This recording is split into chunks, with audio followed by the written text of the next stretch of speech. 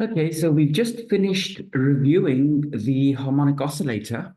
Now, why did we do this? Well, we want to use it. And we want to use our knowledge of the harmonic oscillator now to set up a description for Fock space. And we're going to, again, work in a box just to make our lives slightly simpler. But let's call this Fock space in a box. So what we are going to do is we're going to introduce one oscillator for each momentum, K. All right?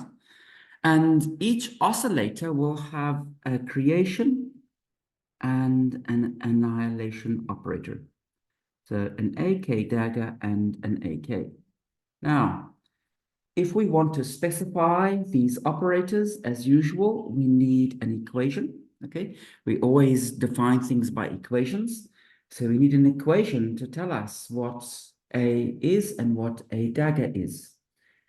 It's very often in quantum mechanics that we define operators using a commutator, and we're going to define a dagger and A using a commutator. And in fact, it's not just in quantum mechanics that we use a commutator to define operators. When you study Lie algebras, you'll find that a Lie algebra is a commutator algebra. And you'll again be using commutators to specify those operators. Here, what is the commutator that we specify? Well, the commutator of AK with AP dagger is just the Kronecker delta, delta KP. Now, I hope this looks natural. It should look natural. You know, what is AKP? It's 0 if K is not equal to P, but if K is equal to P, then AK commutator with AK dagger is just 1. And this is exactly what we had for the oscillator. Remember, for the oscillator, A dagger was 1. So that is what we have generalized. Then, of course, A will commute with itself, and A dagger will commute with itself. So we have two more commutator relations, just AK with AP, that commutator vanishes, and AK dagger with AP dagger vanishes. We're also going to introduce a state that we'll denote by naught, and this is the state with no particles. This state would correspond to simply having an empty box. This state is normalized, so the overlap of the no particle state with itself vanishes. And we would also have that if you act with the annihilation operator, any annihilation operator on the state naught, you get 0. This is going to be a very useful equation. And if we dagger this equation, we learn that AP dagger, when applied to bra naught, also vanishes. Okay, now let me make one point. These commutators completely define our operators A and A dagger. And these conditions over here completely define bra vacuum and Ket vacuum. So when we do any calculations, we should find that the only information that we need to use is the information in those red boxes. Those should define everything. So let's keep an eye out for that. Let's do an example of a calculation. So let's consider a particle of momentum K. So this particle will be described by Ket vector K. How can we produce this state? Well, a dagger K, this is a creation operator, and now we interpret it as creating a particle. So the state K is given by AK dagger acting on the state with no particles. If we were to dagger this equation, okay, I'm going to dagger it and change K into P. So bra P would be given by bra naught, and I apply AP to bra naught. Okay, so let's see, is this good set of one particle states?